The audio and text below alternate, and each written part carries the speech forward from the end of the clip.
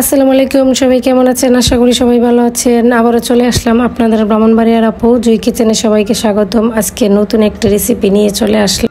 এই গরমে মন প্রাণ ঠান্ডা করার মতো রেসিপি, ছোট্ট একটি ভিডিও নিয়ে চলে আসলাম। সবাই দেখবেন, আশা করি সবার কাছে অনেক ভালো লাগবে। ভালো লাগলে লাইক কমেন্ট শেয়ার করে দিবেন।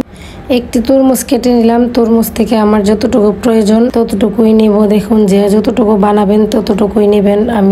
আমি 2 গ্লাস শরবত বানাবো। 2 গ্লাস শরবতের জন্য যতটুকু লাগে ততটুকুই নেব। যে যতটুকু বানাবেন তার পরিমাণ মতো নেবেন। তরমুজের বিচিগুলা ফেলে দিব। এভাবে একই রকম করে টুকরা করে কেটে নেব। কেটে বিচিগুলা ফেলে দিব। দেখুন, বিচি কিন্তু ব্লান্ডার করলে গুঁড়া হয়ে যাবে, তাই আমি বিচিগুলা ফেলে দিব। এখন সবগুলা কিন্তু বাছা হয়ে গেছে। দেখুন, টুকরো টুকরো করে কেটে নিলাম। এখন আমি একটি ব্লান্ডারে দিয়ে দিব। তরমুজ কিন্তু মিষ্টি থাকে, অনেকগুলো তরমুজ আছে মিষ্টি কম থাকে, তাই আমার তরমুজটা কিন্তু একটু মিষ্টি কম ছিল, তাই আমি এখানে 3 চামচ থেকে একটু কম চিনি দিয়ে দিলাম। 1 চিমটি লবণ দিয়ে দিলাম। 1/2 চামচ বিট লবণ দিয়ে দিলাম। 1/2 কাপ পানি দিয়ে ব্লান্ডার করে নিলাম। দেখুন, ব্লান্ডার করে একটি গ্লাসে কিছু বরফ কুচি দিয়ে দিলাম। বরফ কুচি দিয়ে শরবতটা ঢেলে দেব। ঠান্ডা ঠান্ডা এই তরমুজের শরবত একবার হলেও খেয়ে দেখবেন এই গরমে। এরকম মজার মজার রেসিপি দেখতে চাইলে আমার পেজ ফলো দিয়ে রাখুন।